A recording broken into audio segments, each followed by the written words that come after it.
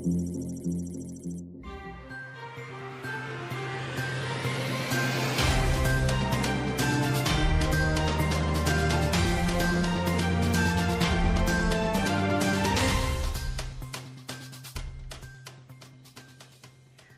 Barisan Nasional's defeat in GE14, we can see that former Prime Minister Najib Razak has been slowing down in his Twitter activity. However, he received high amount of feedbacks recently. As we can see from the retweet and mentions graph on the right, Najib has more than 100,000 responses in January this year. This was way more compared to the post-GE14 period in 2018. Now it all started when on January 15, the former Prime Minister rode on a Yamaha bike with the number plate Bosku. Bosku is a popular slang among the youth motorcycle riders originated from Sabah. He later posted the image of him riding the bike on his Instagram, which ultimately brought him to attain more than 100,000 likes. Subsequently, the Malu Apa Bosku became a viral hashtag in the social media. Going with the trend, Najib tweeted an image of him working out in the gym along with the hashtag Bosku. Back on January 1st, he also uploaded an image of him working out, which later ended up as a meme. Photoshops were applied on the original image by the people to make fun of the former premier. His latest gym photo is somewhat an act of trolling. He seems to be asking to be made into a meme again, yet it did not succeed. Nevertheless, Najib did not stop there. He was questioned by the Federal Territories Minister Khalid Samad on his presence in Cameron Highlands. As a reply, he tweeted an image of him holding strawberries.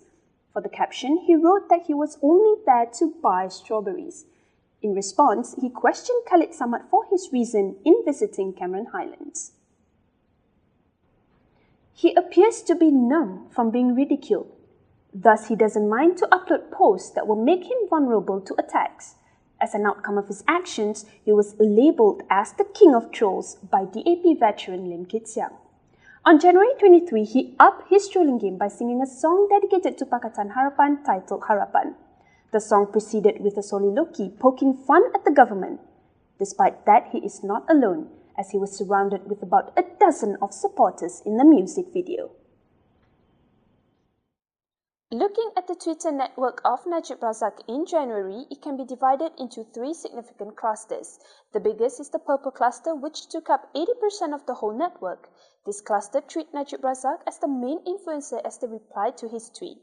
Next, the green group, which roughly occupies 9% of the whole network, responded to journalist Sumisha Naidu tweet on Najib's Harapan music video.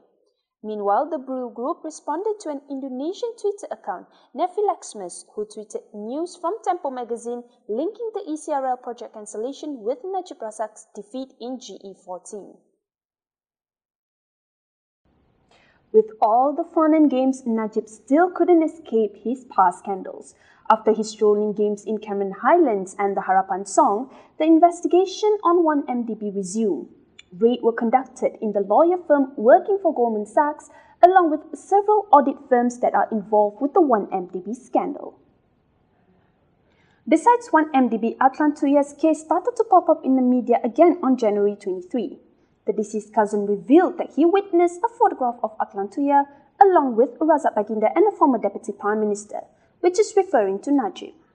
Later, it was revealed by the court that the photo is doctorated. Days later, the father of the late Atlantuya said that his daughter told him that she went to Kuala Lumpur to visit a man named Razak. However, he is unsure on which Razak she was referring to, Razak Baginda or Najib Razak. 1MDB scandal and Atlantuya's death are heavily linked with Najib Razak. The former premier may now have a new carefree persona. His followers and fans' growth in his social media can be seen in mid-January. Nevertheless, his past scandals will always be in his shadow. Will Najib be able to make a comeback? Only time will tell, as his 1MDB trial was set to begin on February 12.